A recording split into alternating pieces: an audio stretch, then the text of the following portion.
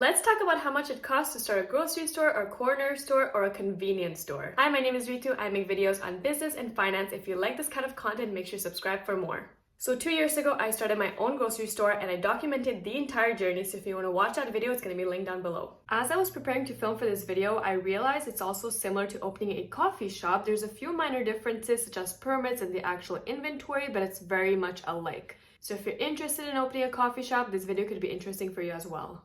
Alright, so from the top, your first expense is going to be business registration fees. It's good to do this before you even settle on a location because you will need the documents in order to sign the lease, or even if you decide to buy the place. Based on where I am, which is Montreal, Canada, incorporating my business was roughly $1,200. This includes the actual registration fees and the fees for my accountant. This heavily depends on where you live, but I highly doubt it's going to be anything less than $1,000. Just a little PSA, the majority of the $1,200 was for the government fees and not my actual accountant taking the fees. Second expense will incur when you lease the place. I will be focusing on leasing a place because it is the most common way to start as a first-time entrepreneur. But if you want a video on buying a place and seeing how the expenses occur then make sure to comment down below and I'll be happy to film one. First thing you're gonna need is a security deposit. The most common is first month and last month, so 2 months worth of rent. Now don't forget that when you start a business, you will probably have to pay rent out of your own pockets for the first few months because it does take time to generate some revenue. So just make sure to plan for that as well. Just to be on the safe side, I would save for 6 months and then of course the 2 months for security deposit, so that's a total of 8 months worth of rent. You might even not be able to open from day one because you're going to be renovating the place, so make sure to budget that in as well. Think of it as almost an emergency fund. If you have a nice landlord, they might give you some months for free. Just make sure to ask them before signing the lease. Paying rent as a new business owner is probably one of the most stressful things ever because you just have a hard time forecasting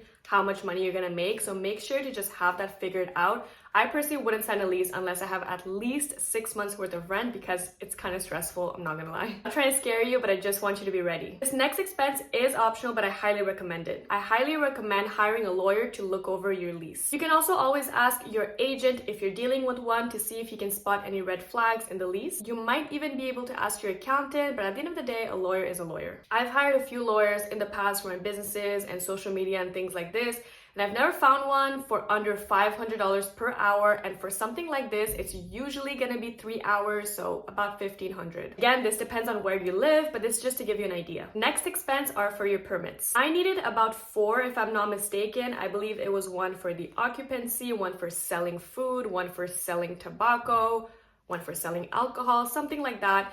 And it was roughly $400. Some of the permits, such as alcohol and tobacco, has to be, is it tobacco or tobacco? Anyways, these 2 permits do have to be renewed yearly, and I believe my alcohol permit is roughly $300 per year. Okay, the next expense, and this is where it starts getting expensive, it's your equipment. Let's go step by step from most important to least important. Shelves. Please don't go buying ugly, flimsy, those weak types of shelves. Buy the good, nice quality ones. Please invest in it once and for all. If you do proper research, you can even find some on Facebook Marketplace, auctions, and other places you can buy used equipment. For grocery stores, you do need gondola shelves. I'm gonna insert a picture of what mine look like. Okay, I bought all of mine brand new. This is before I knew that you can buy these secondhand from like previous grocery stores and restaurants. I wish I looked into it because they were insanely expensive. There's always a grocery store closing down. There's always a restaurant. There's always something happening, and these shelves are really, really good. So even after like years and years, like I think mine are exactly 2 years old, and they still look brand new. Gondola shelves, in my opinion, are the best because you can adjust them. You can add as many shelves as you want. You can make it higher, lower, you can do whatever you want. I promise I'm not like a spokesperson for these shelves, but I've done a lot of research and I just find these the best ones. If you're opening a coffee shop, you honestly don't need something like this just because it's so expensive, first of all, and it's not that nice looking. So I would just invest in some nicer, maybe like stainless steel type of shelves if you want to display something. Next equipment, fridge and freezers. And try to find some used ones first. I don't know why a lot of people are just super against buying secondhand equipment. Some of it works really, really well. And honestly, in my experience, the older the model, the better it works. I don't know, there's something about the new ones that are just not as efficient. But of course, I would just get it checked by a professional just to make sure you're not buying some piece of garbage. Everything in my store, I bought it from the previous owner, except for the cold room, I got it custom made. It was actually less expensive getting it custom made versus buying a brand new or secondhand one. For mine, I don't remember the dimensions off the top of my head, but I put it on the screen and it was roughly $10,000 plus labor. I just want to say mine is really, really big, and we store store a lot of inventory in there, so you might not need one that's that big. I also sell frozen fish and meat, so I don't know if you're gonna sell that, but that's just a little PSA. Then there's the front counter for the cash and just for people to be able to leave their stuff. So the cash desk itself really depends on what you want. For me, the most expensive thing was the cash and the scanner itself. It was like $1,500 plus installation. And by the way, scanners are not cheap. I think the scanner itself was like $700, but it's definitely worth the investment. So my store is 1,500 square foot.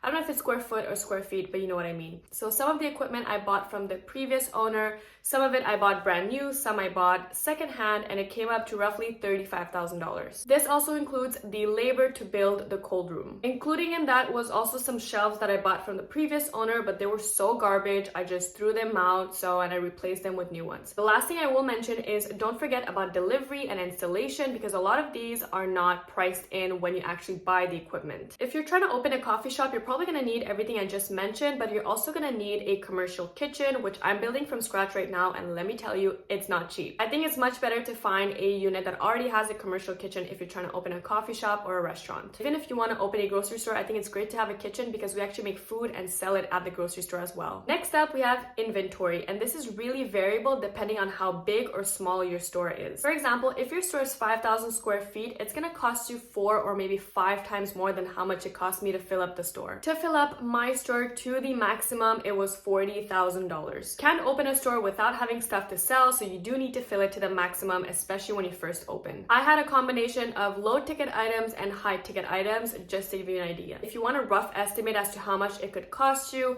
just call a supplier that you're planning on working with and just ask them how much it could be to fill up a store like yours. Next up, we have insurance. Now, commercial insurance is not cheap. Where I live, it's considered apparently fairly low, but I have nothing to compare it to because all my businesses are in Montreal. I pay around $250 and it's very good coverage, but I have friends that have stores all around the States and it's nothing less than $500 per month. Make sure to shop around and find a good rate. You can even hire a broker just to do the job for you. They can pitch you to different companies instead of you shopping around, but I'm gonna be completely honest, I've hired brokers in the past, but I was able to get myself a better rate, so maybe you want to try both. I'll leave it up to you. The one thing I will say is please do not be cheap with your insurance, okay? God forbid something happens, a fire, theft, just water damage and so on.